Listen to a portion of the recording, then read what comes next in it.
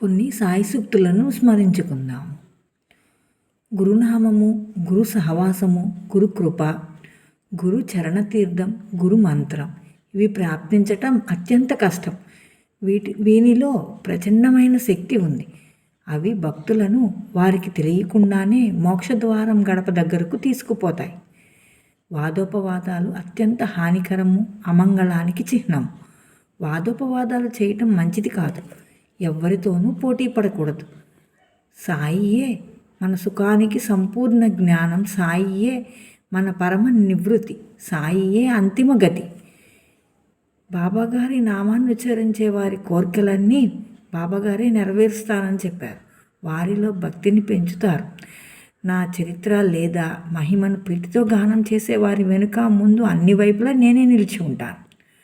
పూర్తి విశ్వాసంతో నా భజన చేసేవారిని, నన్నే చింతిస్తూ నన్నే స్మరించేవారిని నేను ఉద్ధరిస్తాను. నా పట్ల భక్తిని పెంచుకుని నా పారాయణ చేస్తూ నా కథలు విన్నంత మాత్రాన రోగాలు నయమవుతాయి. నా భక్తులను నేను కాలుడి కరాల ద్రష్టంల నుండి కాపాడతాను. బాబా లాంటి ఔదార్యవంతులైన దాత ఉండగా మనము హైన్యంగా, దైన్యంగా ఎందుకు ఉండాలి?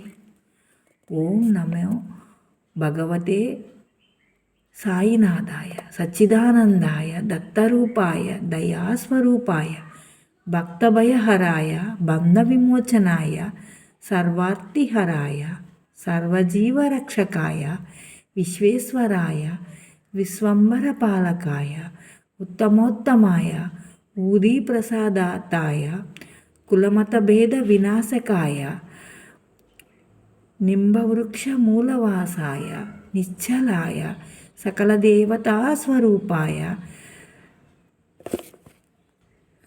సత్సంగపాలితాయ బాలోన్మత్త పిశాచ వేషాయ